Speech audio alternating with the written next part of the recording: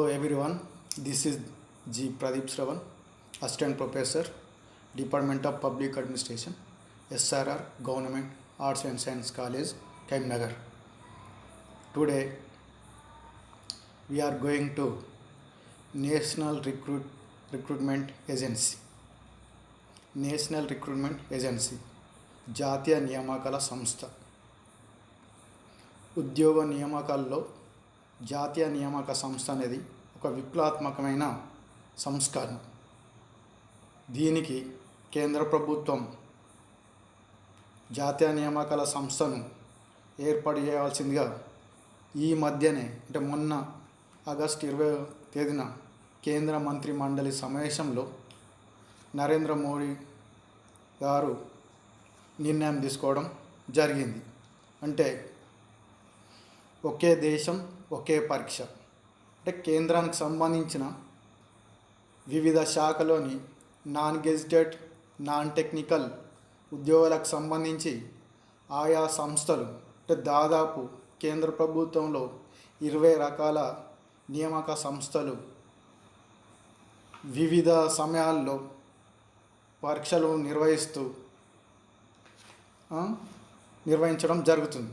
అయితే ఈ నియామకాల సంస్థ ఆ వివిధ సంస్థలకు సంబంధించిన నియామకాలకు సంబంధించి ఒకే పరీక్ష ద్వారా అభ్యర్థుల యొక్క స్కోర్ను నిర్ణయించి ఆ స్కోరు ఆధారంగా ఆయా నియామక సంస్థలు తదుపరి ఎగ్జామ్స్ నిర్వహించుకోవడానికి ఈ సంస్థను ఏర్పాటు చేయడం జరిగింది.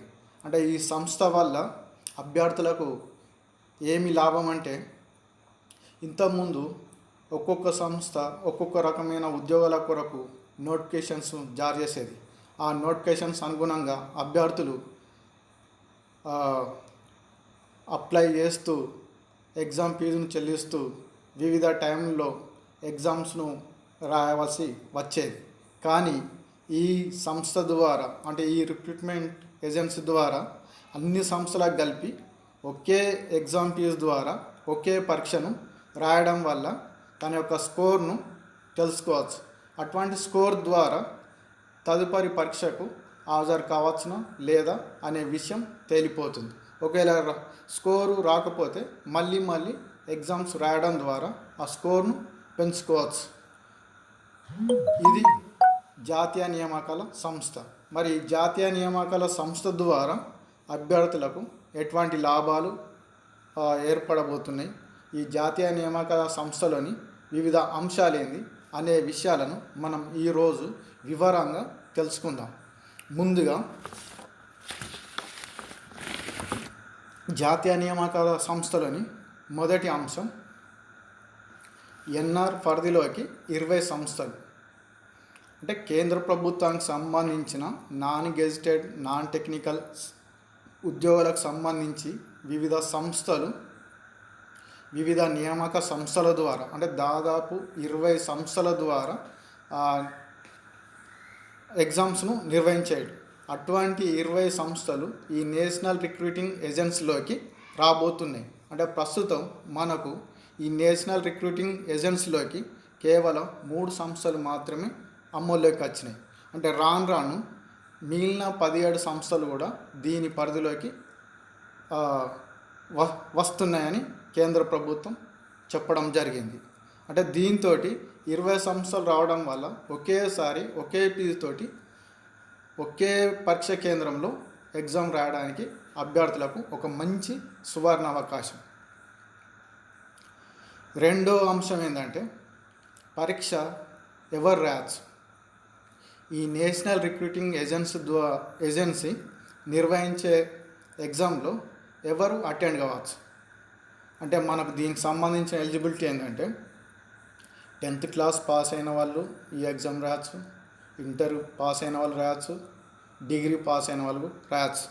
అంటే ఒకే ఎగ్జామ్ అని కాకుండా డిగ్రీ పాస్ అయిన వాళ్ళకు ఒక రకమైన పరీక్ష, ఇంటర్ పాస్ అయిన వరకు ఒక రకమైన పరీక్ష, 10th పాస్ అయిన వారికి ఒక రకమైన పరీక్ష. అంటే ఆయా ఉద్యోగాల నియామక ప్రకటనలకు సంబంధించి ఎవరి ఎలిజిబిలిటీ ఆధారంగా ఆయా పరీక్షలను రాయడానికి వారికి అవకాశాన్ని కల్పించడం జరుగుతుంది. మనకు మూడో అంశం ఏంటంటే ఉమ్మడి నమోదు. మనకు ఈ రిక్రూటింగ్ ఏజెన్సీ ద్వారా ఎన్ని సంస్థలకు సంబంధించిన ఉద్యోగ ప్రకటనలు వెలువడినా మనకు ఒకే నోటిఫికేషన్ రావడం జరుగుతుంది. ఆ నోటిఫికేషన్ ఆధారంగా మనం ఒకేసారి అంటే మనకు ఒకటి సెంట్రల్ సర్వర్ ఉంటుంది. దాంతో మనకు కామన్ రిజిస్ట్రేషన్ పోర్టల్ అనేది ఉంటుంది. ఆ కామన్ రిజిస్ట్రేషన్ పోర్టల్ ద్వారా ఒక్కసారి మనం రిజిస్ట్రేషన్ చేయించుకొని ఫీజు చెల్లిస్తే మనం ఆయా సంస్థ అంటే ఏజెన్సీ పరిధిలోకి ఎన్ని ఉద్యోగ ప్రకటనలు ఉన్నా అన్ని ఎగ్జామ్స్లకు మనం ఎలిజిబిలిటీ అన్నట్టు. అంటే అన్ని ఉద్యోగ ప్రకటనలకు సంబంధించి ఒకే పరీక్షను రాయడానికి అవకాశాన్ని ఈ రిక్రూటింగ్ ఏజెన్సీ మనకు కల్పిస్తుంది. ఫోర్త్ పాయింట్ ఏంటంటే ఒకే ఫీజు ఒకే పరీక్ష. మనం ఇంతకుముందే చెప్పినట్టు ఈ నియామక సంస్థ పరిధిలోకి ఎన్ని సంస్థలకు సంబంధించిన ఉద్యోగాలకు సంబంధించి ఉన్నప్పటికి కూడా మనం ఒకటే కామన్ ఎగ్జామ్ ఫీజు చెల్లించి ఒకే ఎగ్జామ్ను రాయడానికి అభ్యర్థులకు అవకాశం ఉంటుంది. గతంలో ఏంటంటే ఒక నియామక సంస్థ నోటిఫికేషన్ ద్వారా వస్తే ఆ నోటిఫికేషన్ ఆధారంగా మనం అప్లై చేసి ఫీజు చెల్లించి ఎగ్జామ్ రాసేవాళ్ళం. అదే తర్వాత ఇంకో సంస్థ మళ్ళీ నోటిఫికేషన్ ఇచ్చేది, దానికి మళ్ళీ మనం అప్లై చేసుకొని మళ్ళీ ఎగ్జామ్ ఫీజు చెల్లించి ఎగ్జామ్ రాసేవాళ్ళం. ఇట్లా సంవత్సరంలో ఒక అభ్యర్థి దాదాపు 7-8 సార్లు ఎగ్జామ్స్కు అటెండ్ అయ్యేవాళ్ళు. కానీ నేడు ఈ నేషనల్ రిక్రూటింగ్ ఏజెన్సీ ద్వారా అన్ని సంస్థలకు సంబంధించి ఒకేసారి ఒకే ఎగ్జామ్ రాయడానికి ఒక మంచి అవకాశాన్ని కల్పించడం జరుగుతుంది. అంటే దీని ద్వారా అభ్యర్థికి ఇటు ఫీజు పరంగా అంటే ఇంతకుముందు అనేకమైన పరీక్షలకు అనేక రకాలుగా ఫీజులను చెల్లించేవారు. నేడు మాత్రం అన్ని పరీక్షలకు సంబంధించి ఒకే ఫీజును చెల్లించడం, అదేవిధంగా అన్ని నోటిఫికేషన్లకు సంబంధించి ఒకే ఎగ్జామ్ అంటే ఇంతకుముందు అనేక రకాల ఎగ్జామ్స్ను అనేక రకాల సెంటర్లలో రాయడం అది వ్యయ ప్రయాసాలతో కూడి ఉండేది. కానీ నేడు ఒకే ఎగ్జామ్ను ఒకే సెంటర్ ద్వారా అది కూడా మనకు దగ్గరున్న సెంటర్లోనే రాయడానికి ఇది ఒక మంచి అవకాశాన్ని కల్పిస్తుంది. ఫిఫ్త్ పాయింట్ ఒకే సిలబస్ ఒకే క్వశ్చన్ బ్యాంక్. అంటే మనకు ఈ నేషనల్ రిక్రూటింగ్ ఏజెన్సీ అనేది ఏం ఎగ్జామ్ నిర్వహిస్తుంది అంటే మనకు common preliminary eligibility entrance test అంటే ఉమ్మడి ప్రాథమిక అర్హత పరీక్షను నిర్వహిస్తుంది. కాబట్టి అంటే మనకు ఎన్ని సంస్థలు తమ ఉద్యోగాలకు సంబంధించి ఎగ్జామ్ నిర్వహించడం కొరకు ఒకటే ఎగ్జామ్ కాబట్టి మనం ఆ ఎగ్జామ్ కొరకు ఇది ప్రాథమిక అర్హత పరీక్షను అంటే ప్రిలిమినరీ ఎలిజిబిలిటీ టెస్ట్ను ఇది నిర్వహిస్తుంది. కాబట్టి మనం అన్ని రకాల సంస్థల ఉద్యోగ పరీక్షలకు సంబంధించి ఒకటే సిలబస్ అన్నట్టు, కామన్ సిలబస్. ఇంతకుముందు ఈ సంస్థను ఏర్పడేయకముందు ఒక్కొక్క సంస్థ ఒక్కొక్క పరీక్షకు ఒక్కొక్క రకమైన సిలబస్ను అవి నిర్ణయించుకునేవి. కానీ నేడు ఈ సంస్థ పరిధిలోకి ఇప్పుడు 3 నియామక సంస్థలు వస్తున్నాయి. ఈ 3 నియామక సంస్థలకు సంబంధించి సిలబస్ ఒకే రకంగా ఉంటుంది. కాబట్టి ఇప్పుడు అభ్యర్థి ఇంతకుముందులాగా అనేక పరీక్షలకు అనేక రకాల సిలబస్ తోటి చదివేవారు. కానీ నేడు అన్ని పరీక్షలకు కలిసి ఒకే సిలబస్ను ఖచ్చితంగా సమర్థవంతంగా ప్రిపేర్ కావడం వల్ల ఉద్యోగం రావడానికి ఎక్కువ అవకాశాలు ఈ సంస్థ కల్పించడం జరుగుతుంది. అదేవిధంగా ఒకే క్వశ్చన్ బ్యాంక్ అంటే ఒకే సిలబస్తో పాటు ఒక ప్రామాణికమైన క్వశ్చన్ బ్యాంకును కూడా ఈ సంస్థ ఏర్పడేయడం జరుగుతుంది. అంటే ఆ క్వశ్చన్ బ్యాంక్ను ఒక అభ్యర్థి ఖచ్చితంగా ప్రణాళికాబద్ధంగా చదవడం వల్ల తొందరగా ఆ, జాబు జాబ్కు ఎలిజిబిలిటీ కావడానికి అవకాశం ఉంటుంది. అంతకుముందు వివిధ సిలబస్లు ఉండే దానికి సంబంధించిన ప్రామాణికమైన బుక్ అనేది ఏది లేదు. కాబట్టి అప్పుడు అభ్యర్థి అంటే సిలబస్లోని పాఠ్యాంశాలకు అనుగుణంగా ఒక్కొక్క పాఠ్యాంశానికి సంబంధించి అనేక రకాల బుక్లను రెఫరెన్స్ చేయడానికి అవకాశం ఉండేది. కానీ నేడు ఒకే సిలబస్ అనుగుణంగా ఆ సిలబస్కి అనుగుణంగా ఒకే క్వశ్చన్ బ్యాంకును ప్రభుత్వమే అంటే ఆ నియామక సంస్థనే ఏర్పాటు చేస్తుంది. కాబట్టి ఇప్పుడు అభ్యర్థి అనేక రకాల బుక్కులను కొనడానికి కానీ అనేక రకాల బుక్కులను చదవడానికి కానీ అవకాశం లేకుండా వాళ్ళు సూచించినటువంటి ప్రామాణికమైన క్వశ్చన్ బ్యాంకును పూర్తిగా మంచి అవగాహనతోటి చదవడం వల్ల తొందరగా ఉద్యోగాన్ని పొందడానికి ఒక మంచి సదావకాశం. 6th పాయింట్, పరీక్షలు అంటే ఎన్నిసార్లు రాయచ్చు. మనకు ఇప్పుడు ఈ national recruitment agency every year 2 times ఎగ్జామ్స్ను నిర్వహించడం జరుగుతుంది. కాబట్టి ప్రతి అభ్యర్థి ప్రతి సంవత్సరం 2 సార్లు ఎగ్జామ్స్ రాయడానికి ఎలిజిబిలిటీ. అంటే మనకు ఎగ్జామ్ రాయడానికి మనం ముందుగానే నిర్ణీత వయోపరిమితిని ప్రభుత్వం అంటే ఈ సంస్థ నిర్ణయిస్తుంది. ఆ వయోపరిమితి లోపు మనం ఎన్నిసార్లనైనా ఎగ్జామ్స్ రాయవచ్చు. అదేవిధంగా మనకు ఎస్సీ, ఎస్టీ, ఓబీసీలకు మరియు దివ్యాంగులకు ఈ ఏజ్ అంటే వయోపరిమితిలో సడలింపులు ఉంటాయి. కాబట్టి వాళ్ళు ఆ సడలింపులకు అనుగుణంగా ఒక సంవత్సరానికి 2 సార్లు ఎన్నిసార్లైనా ఎగ్జామ్స్ను రాయడానికి ఎలిజిబిలిటీ అవకాశం ఉంటుంది.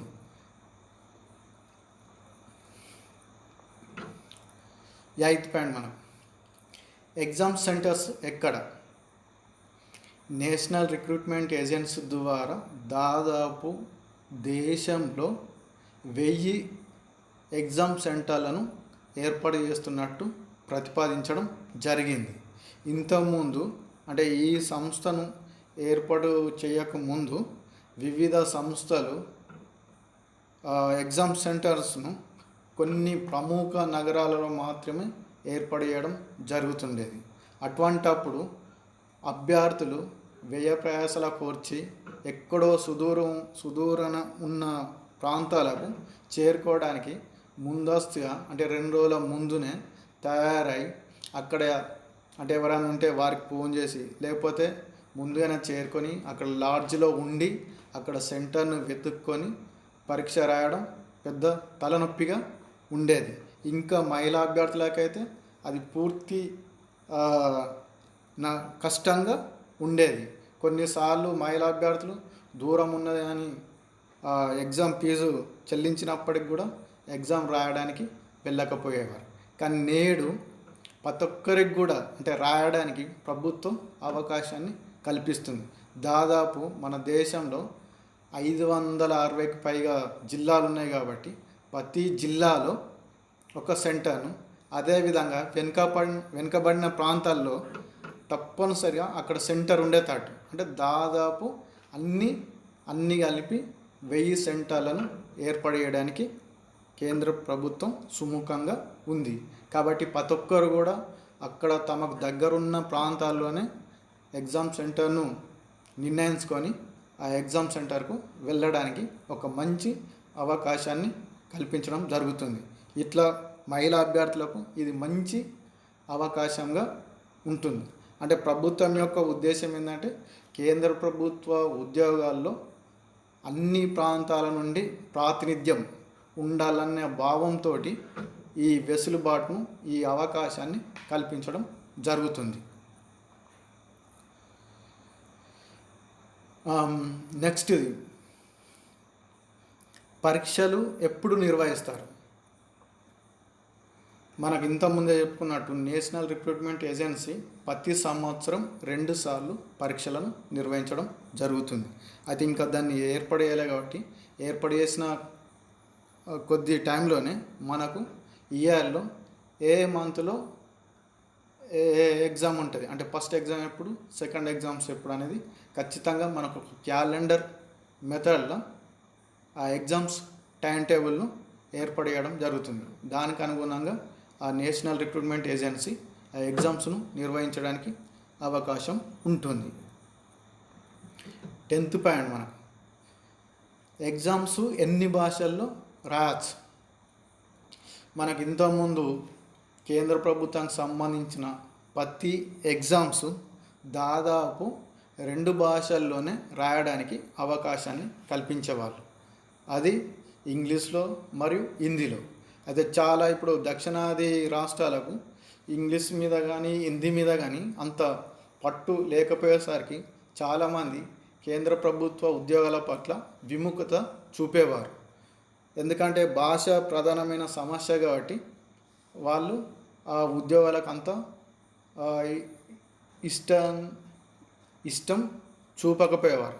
కానీ నేడు ప్రస్తుతం అయితే మనకు 12 ప్రాంతీయ భాషల్లో, అంటే హిందీ ఇంగ్లీష్తో పాటు 12 ప్రాంతీయ భాషల్లో ఈ ఎగ్జామ్స్ను నిర్వహించడానికి కేంద్ర ప్రభుత్వం ఒప్పుకోవడం జరిగింది.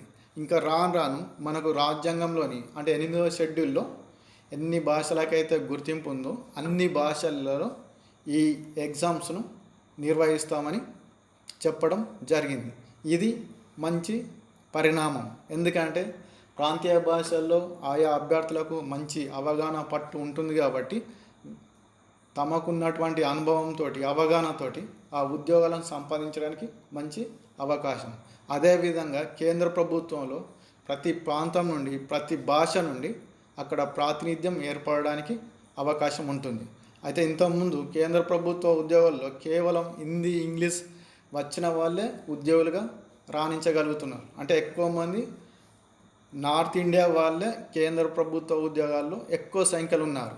అంటే తక్కువ మంది మన దక్షిణాది భారతదేశం నుండి ఉండడం జరుగుతుంది. కానీ ఈ నేషనల్ రిక్రూట్మెంట్ ఏజెన్సీ ద్వారా భాషలకు ప్రాధాన్యం కల్పిస్తున్నారు కాబట్టి ఇప్పుడు అన్ని భాషల వాళ్ళు కేంద్ర ప్రభుత్వ ఉద్యోగాల్లో చేరడానికి ఒక మంచి మార్గం ఏర్పడింది. 11th పాయింట్, పరీక్ష ప్రక్రియ. నేషనల్ రిక్రూట్మెంట్ ఏజెన్సీ ఎగ్జామ్స్ను ఏ విధంగా నిర్వహిస్తాయంటే, మనకు ఇది ప్రిలిమినరీ ఎలిజిబిలిటీ టెస్ట్ కాబట్టి మల్టిపుల్ చాయిస్ ఆబ్జెక్టివ్ మెథడ్లో ఈ ఎగ్జామ్ ఉంటుంది.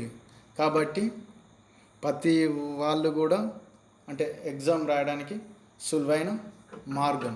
అదేవిధంగా ఈ ప్రక్రియ అంతా కూడా మనకు ఎగ్జామ్ ప్రాసెస్ అంతా కూడా మనం ఆన్లైన్ ఎగ్జామ్స్ రాయవలసి ఉంటుంది. కాబట్టి మనం రాసినటువంటి ఎగ్జామ్ ఆయా సర్వర్లో భద్రంగా ఉంచడం జరుగుతుంది. అంటే మన సమాచారానికి, మనం ఇచ్చినటువంటి సమాచారానికి ఎటువంటి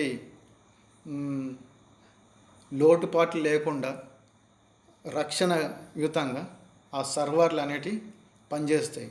కాబట్టి మనం రాసిన వెంటనే ఆ ఎగ్జామ్స్కి సంబంధించి, అంటే ఆన్లైన్లో ఎగ్జామ్స్ రాస్తున్నాం కాబట్టి దాన్ని ఎవరు కూడా చేంజ్ చేయడానికి కానీ ఎటువంటి లోపాలకు పాల్పడడానికి కానీ వీలు లేకుండా ఉండడానికి ఇది మంచి అవకాశం. అంటే మొత్తం ఆన్లైన్ ప్రాసెస్ కాబట్టి. అదేవిధంగా ఈ ఆన్లైన్ ఎగ్జామ్స్ కాబట్టి మనకు రిజల్ట్స్ కూడా తొందరగానే అనౌన్స్ చేయడానికి అవకాశం ఉంటుంది. ఎందుకంటే మొత్తం ఆన్లైన్ కాబట్టి ఎగ్జామ్స్ అయిన వెంటనే జస్ట్ ఒక 2-3 డేస్లోనే ఆ సాఫ్ట్వేర్ ఆధారంగా రిజల్ట్స్ను ప్రకటించే అవకాశం ఉంటుంది. ఆయా రిజల్ట్స్ 3 సంవత్సరాల పాటు ఆయా సర్వర్లో భద్రంగా ఉంచడం జరుగుతుంది. ఇది రిజల్ట్స్. 14th పాయింట్ ఏంది మనకు స్కోర్.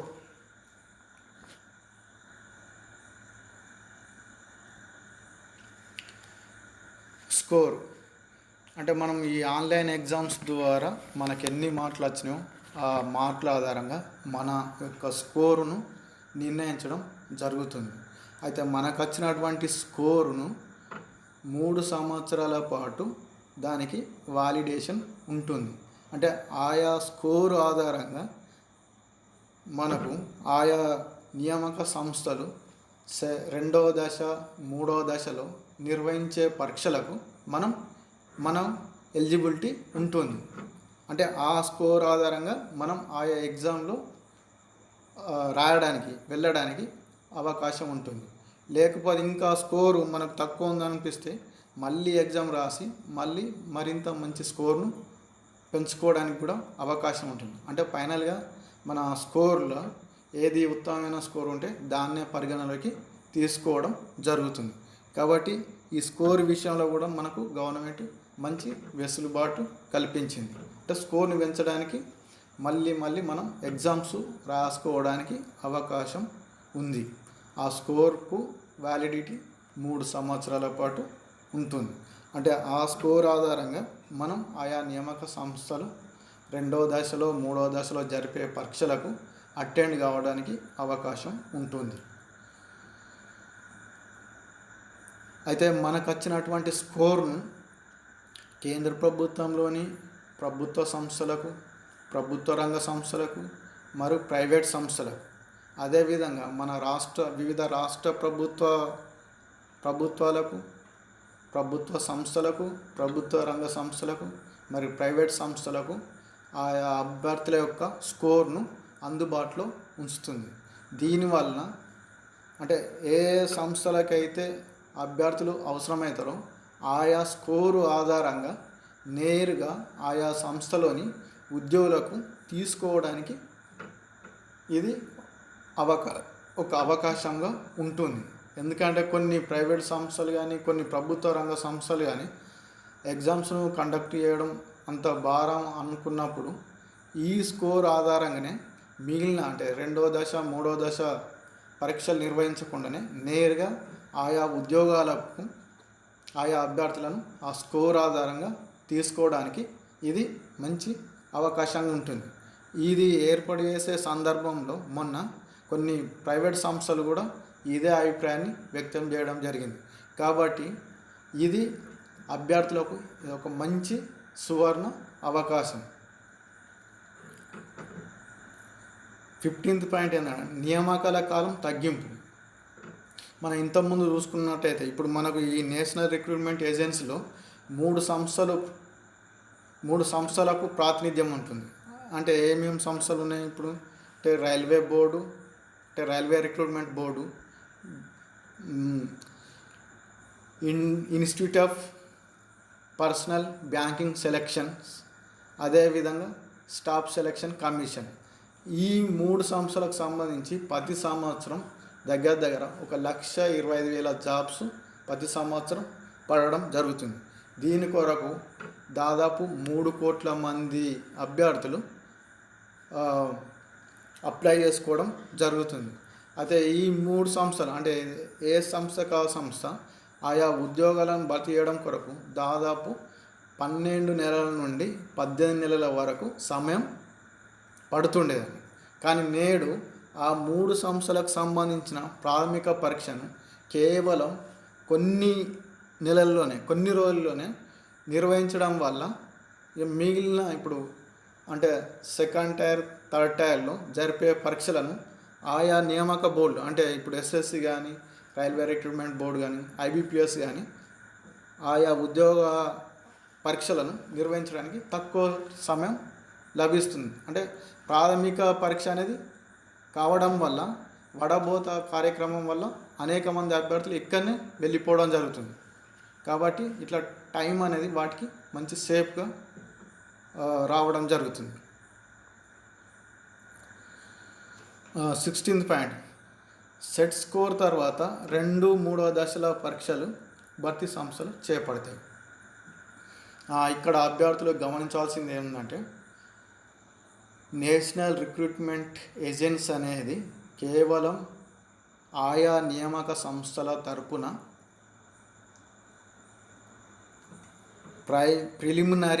ప్రైమరీ ఎలిజిబిలిటీ టెస్ట్ అంటే ప్రాథమిక అర్హత పరీక్షను మాత్రమే చేపడుతుంది. ఈ పరీక్షను ఆన్లైన్లో నిర్వహించడం వల్ల ఎటువంటి అవకతవకలు లేకుండా నిజాయితీగా పారదర్శకంగా జరపడానికి అవకాశం ఉంటుంది. అంటే ఈ పరీక్షలో వచ్చినటువంటి మార్కుల ఆధారంగా స్కోర్ను నిర్ణయించడం జరుగుతుంది. అయితే ఈ స్కోర్ ఆధారంగా ఇప్పుడు మనం ఈ సంస్థలో విలీనమైన అంటే railway recruitment board, IBPS, staff selection కమిషన్లు ఆయా ఉద్యోగాల భర్తీ కొరకు ఆల్రెడీ ప్రాథమిక పరీక్ష ఈ నేషనల్ రిక్రూట్మెంట్ ఏజెన్సీ నిర్వహించింది కాబట్టి ఇక రెండవ దశ మూడవ దశలో వాళ్ళు మరి ఏమేమి ఎగ్జామ్స్ నిర్వహిస్తారో ఏమేమి ఇంటర్వ్యూ నిర్వహిస్తారో ఆయా సంస్థలకు వదిలి పెట్టడం జరుగుతుంది. ఇక అప్పుడు ఆయా సంస్థల యొక్క ఇష్టం అంటే ఆల్రెడీ మరి ఒక పెద్ద పరీక్ష జరిగింది కాబట్టి ఆయా మార్కులను ప్రాతిపదికగా తీసుకొని ఉద్యోగాలు ఇవ్వడం లేదా జస్ట్ నామమాత్రంగా ఇంటర్వ్యూలు నిర్వహించి అభ్యర్థులను తీసుకోవడం ఆయా సంస్థలను బట్టి ఉంటుంది. కానీ ఇప్పటికే కొన్ని ప్రైవేట్ సంస్థలు మాత్రం ఆ ప్రాథమిక అర్హత పరీక్షలో వచ్చినటువంటి స్కోర్ ఆధారంగా మేము తీసుకుంటామని ముందుకు వస్తున్నాయి. ఇది ఒక మంచి పరిణామం. కాబట్టి అభ్యర్థులకు ఇది ఒక మంచి అవకాశం. ప్రతి ఒక్కరికి కూడా అంటే ఇంతకుముందుకు భాష సమస్య ఉండే, ఇప్పుడు భాష సమస్య లేదు. ఇంతకుముందు సెంటర్ల సమస్య అంటే ఎక్కువనో ఇప్పుడు కర్ణాటక వెళ్ళి ఒరిస్సాకి వెళ్ళి ఢిల్లీకి వెళ్ళి పరీక్షలు రాసేవాళ్ళు. కానీ నేడు వారి దగ్గరలోనే వారి సమీప ప్రాంతంలోనే పరీక్ష సెంటర్లను ఏర్పడేయడం జరుగుతుంది.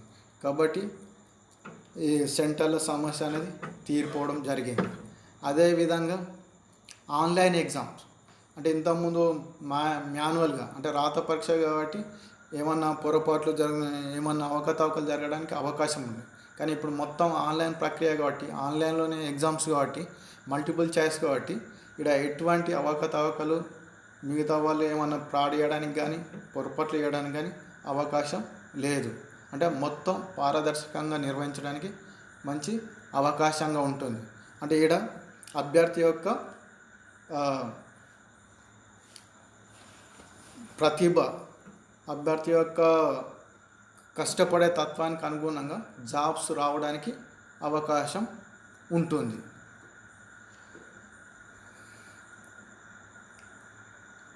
మనకిప్పుడు నేషనల్ రిక్రూట్మెంట్ ఏజెన్సీ యొక్క దాని స్ట్రక్చర్ ఏ విధంగా ఉంటుంది. అయితే ఇది మనకు అమల్లోకి వచ్చిన తర్వాత ఈ నేషనల్ రిక్రూట్మెంట్ ఏజెన్సీని ఒక చట్టబద్ధంగా అంటే మనం ఒక సంస్థలను ప్రభుత్వ సంస్థలు కానీ మిగిలిన ప్రైవేట్ సంస్థలు కానీ ఏ విధంగానైతే రిజిస్ట్రేషన్ యాక్ట్ కింద ఏర్పాటు చేస్తున్నామో అదేవిధంగా సంస్థల రిజిస్ట్రేషన్ చట్టం కింద ఈ నేషనల్ రిక్రూట్మెంట్ ఏజెన్సీని ఏర్పడేయడం జరుగుతుంది. అయితే దీన్ని చట్టబద్ధంగా ఏర్పాటు చేస్తున్నప్పుడు కూడా దీనికి స్వతంత్ర ప్రతిపత్తిని తమ విధుల నిర్వహణలో కల్పించడం జరుగుతుంది.